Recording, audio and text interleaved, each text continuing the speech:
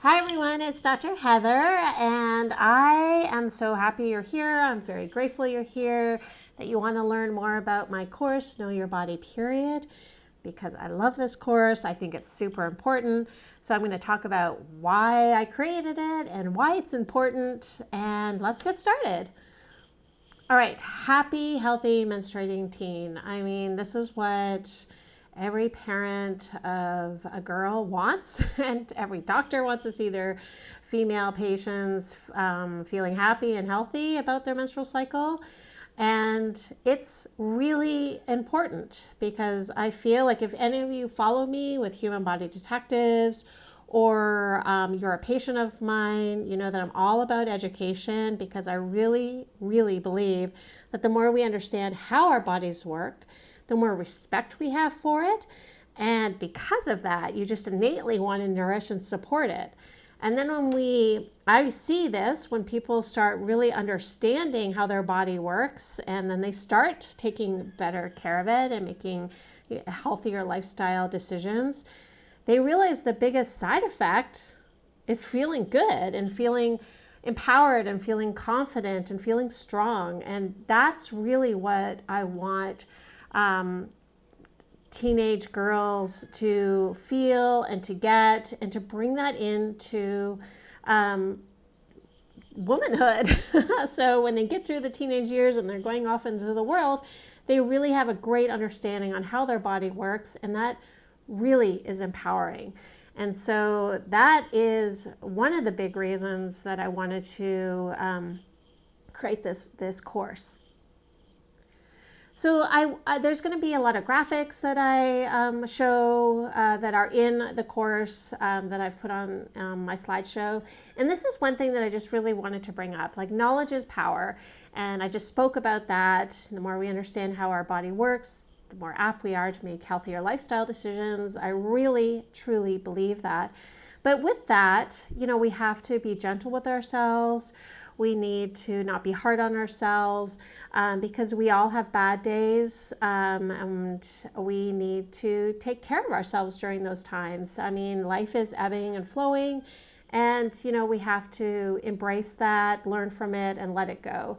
And that's a huge part of the theme of my course too, is that we have this knowledge, but some days we forget about it. So that's okay because we know it's there and we can always come back to it. All right, so I'm going to talk about what are hormones, the HPO axis, the brain and ovary communication, the menstrual cycle as a vital sign, and journaling and charting and how important that can be, and then how to support your daughter during this transition.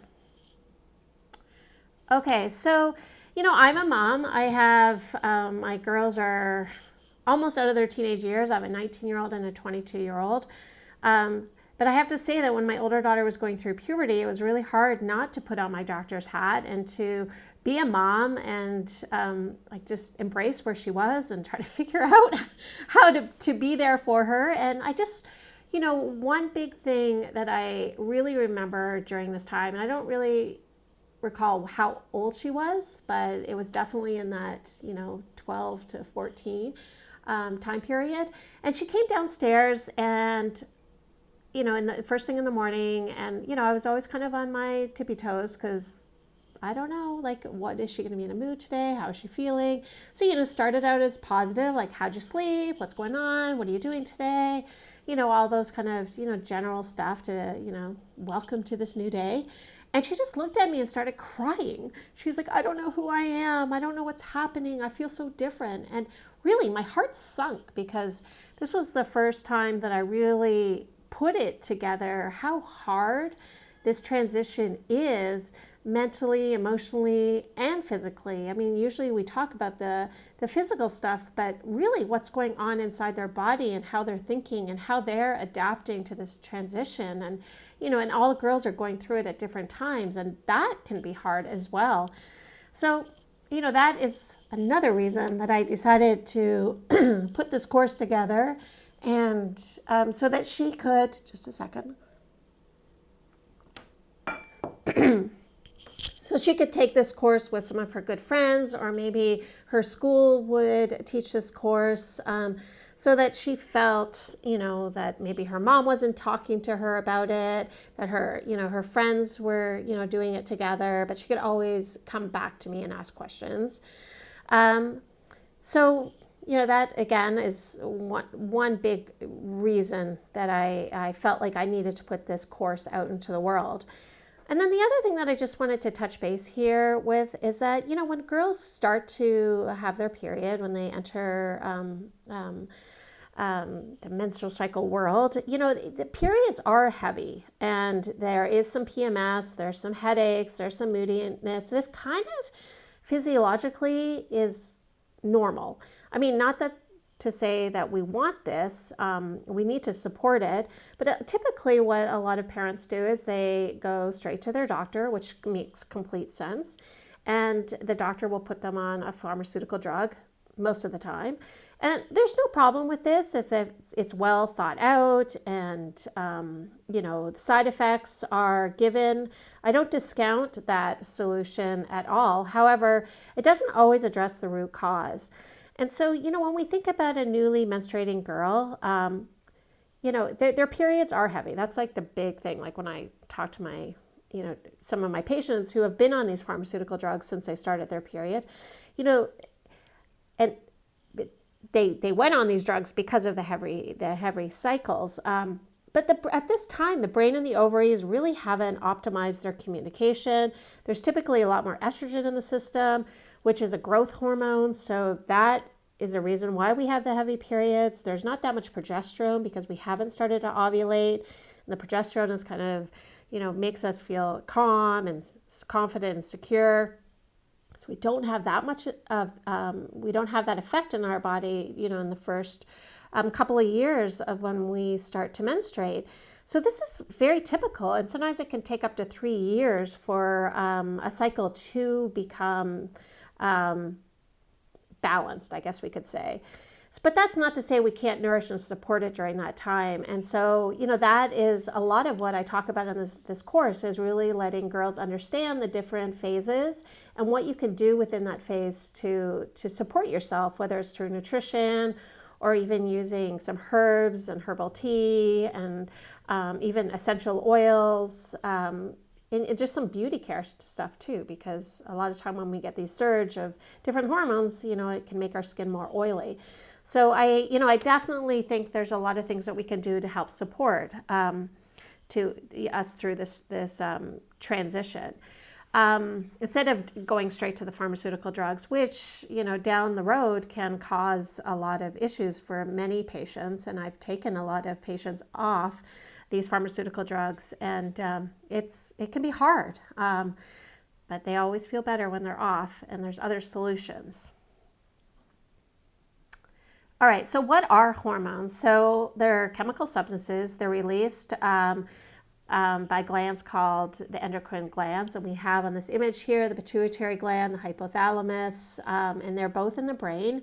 So these hormones act as avid communicators. They make sure that the messages that they get from the brain are being heard at their target organ, and that there's a result that's going to happen because of this message, whether it's in metabolism, energy, body temperature, reproduction. So the axis that we talk about with the menstrual cycle is referred to as the HPO axis. We have, the hypothalamus, pituitary gland, and the ovaries. And it's, that the whole, these avid communicators, it's a very well orchestrated cascade of events, and it's controlled by a feedback loop. And I talk about this in the course too. I don't go into lots of depth with it because it's not really a biology course, but just understanding that the feedback loop it happens, in all over the body, and it's basically is when it's an occurrence that puts a system or an axis, it either amplifies it or it will inhibit it. So feedback loops are important because they really are allowing our bodies to maintain homeostasis, so that we don't go in overdrive with like too much estrogen. We need it to be shut down in a negative feedback way. And then if we don't want it to be like again amplified, or we're not getting it, that it's being inhibited too much. So we really want to keep this loop feeling supported. So what can disrupt this whole axis and the feedback loop? So, there's two things that really come up when I think about this axis and just the menstrual cycle. And really, it's eating is, sorry, eating is a really big one. We can either have a more extreme situation where there is an eating disorder. I don't really talk about too much about that within the course. But what I do talk about is these, teenage girls, and I have seen this quite a bit, is that they're so active. They're in school all day long, and then they go straight from the classroom to the soccer field or to the basketball court or the swimming pool, and they're just super athletic and they're super busy that they just really forget to eat, or they're just grabbing, the quick fix, which is quite often processed food. And so, I mean, or they're even too tired to eat, which I can totally relate to. There was a time in my early 20s when I did a Knowles course, which was basically, hiking for 6 or 7 miles a day. It was 70-pound backpacks. And, by the time we got into camp at night, I was exhausted. And the last thing I wanted to do was eat, but I was forced to eat. And that was a good thing. So I find that a lot of girls might not be eating enough, and then and forgetting to eat because they're tired. And then when they do choose food, they're possibly not eating enough good quality fat, because when we look at the making of hormones, we need good fat to make our hormones. It's sometimes referred to as this fat is the mother hormone, because it helps to birth these estrogen and progesterones and some other hormones that are in our body. So encouraging your girls to eat avocados, chia seeds, nuts and seeds, it can be really supportive and really helpful in keeping a good balance with the hormones. And then this is a graphic that I use in the course, and I like it because if you look at the very bottom, the hormone levels, it's showing us, I focus on a 28-day cycle. I mean, it can range, and I do talk about that. But, here it's saying like from 0 to 7, which is when you have your period, you can see that all the hormones are low. And then you can see at different times, estrogen is big from day 7 to day 14, and then you have progesterone, which is in the second half of the cycle, and then in the middle we have ovulation, and then our body temperatures change throughout the cycle too, and that's really something that's fun for kids to journal and to become aware of. I also like this graphic a lot when I teach the course, and I'm introducing how the brain, what the brain is doing during the menstrual cycle.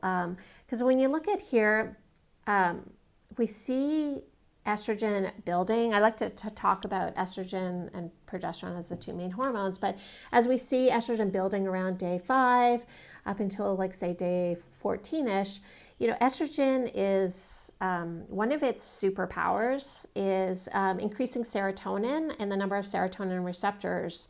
And when we have more serotonin in our body and more receptors for that serotonin to grab onto, it gives us this feel-good feeling in our body. So it's a really great chemical that estrogen helps to release during this time.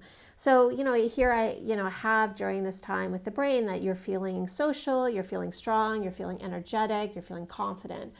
And so I talk about that, like embrace that time of the month. And then when we look at progesterone, when we have it in our system, helps to make GABA, which is a calming chemical. So if a girl is ovulated, she will release progesterone, which will in turn help make GABA and put GABA in circulation. And GABA is going to help with sleep. It'll help with any anxiety, will help girls feel calm and confident and secure. And that, can be really powerful. So we want to ovulate. And, I talk about ovulation and the powers within ovulation. And in it, making progesterone is really important. And then, this is something that's quite interesting that we don't see so much, we don't hear so much about, but the American College of Obstetricians and Gynecologists and the American Academy of Pediatrics wrote an article, and you can, Google this in PubMed, Menstruation in Girls and Adolescents Using the Menstrual Cycle as a Vital Sign. And it's talking about looking at the menstrual cycle and using it as a vital sign, and that doctors really need to be paying attention to it, because there's so much information that we can get from how a girl is feeling during her menstrual cycle and at different times.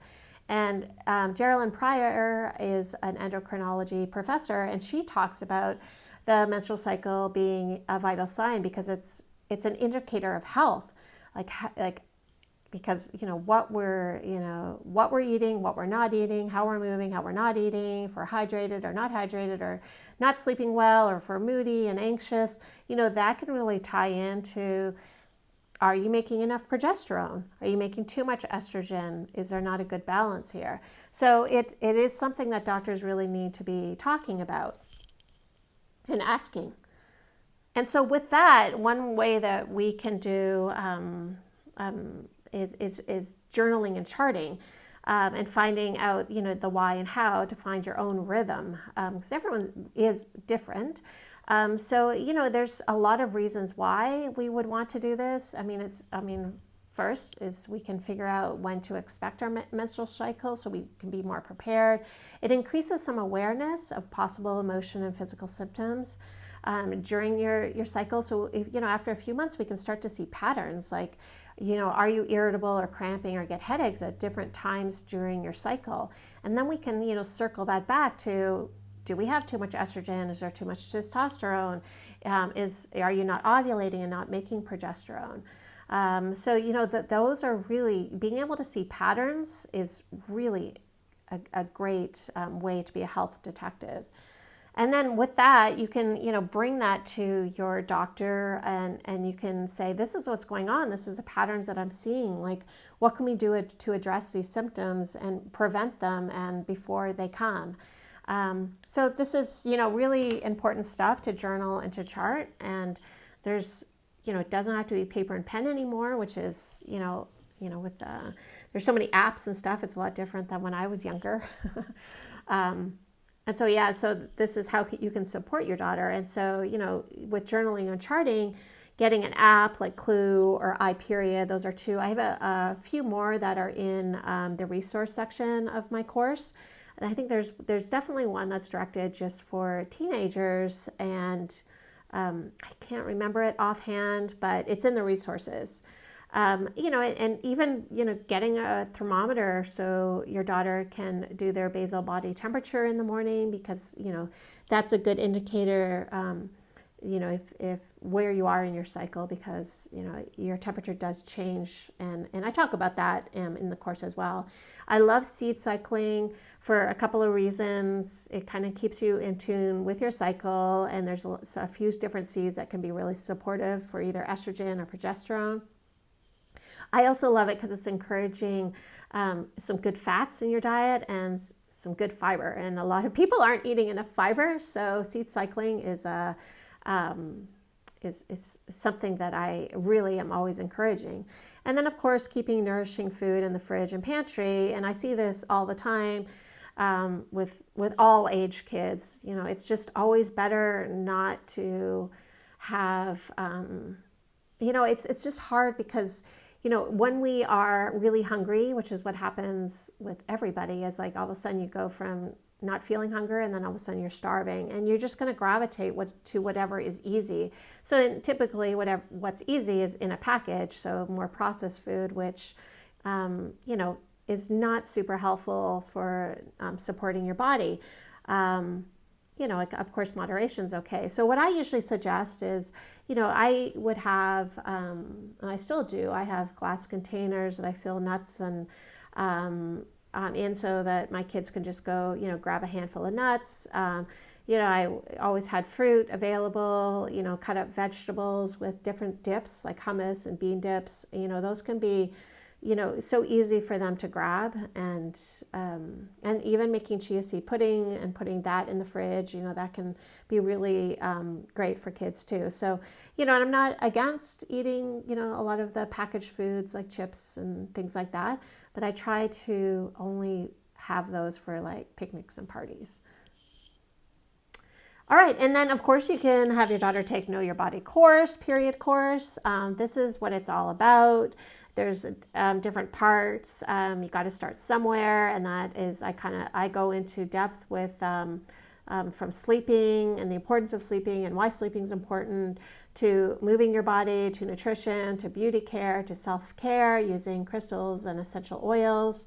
Kind of try to put a lot of fun stuff in there, and then staying in the loop, really introducing female physiology and hormones and the moon and the seasons, just how they're cyclic, and so is the human body or the female body, and journaling and charting, and I talk more about that. And then I tie in spirituality, not so much about specific religions, but just spirituality, and how you're feeling during the different phases in your body.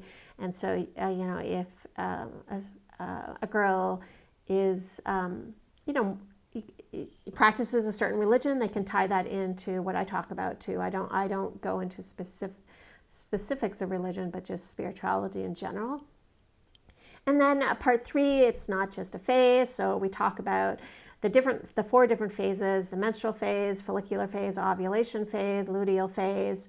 And all of those include sections on what's happening in your body, unleashing your superpowers, and nourishing your superpowers. I should say right here, I don't talk anything about reproduction or intimacy at all during the course. It's just all the basics on anatomy and physiology and how to support our bodies. And then conclusion, and we have a glossary and some references. And so what's so great, I have it on a platform called Thinkific, and if your girls want to ask me questions, they can ask me questions, and if there's, if I get a lot of the same questions, I can go on and do a live and answer questions for people, for girls, and we can have some nice discussions in a really safe manner. All right, so where can you find Know Your Body period? You can go onto the Thinkific website and just Google Human Body Detectives, or you can just go Human Body Detectives Thinkific, and my courses will pop up and you'll see Know Your Body period. You can also go to the Human Body Detectives website. It's there too. I'm pretty sure it's on my doctor website too, the Dr. Heather ND. If you have any questions, you can email me. And if you're looking for that seed cycling chart, I have a really wonderful one. I believe if you go to my Instagram account at Human Body Detectives and click on the bio, you can see a link there on how to get the seed cycling chart. All right, that's it. Have a great day. Thank you so much for being here and listening to me.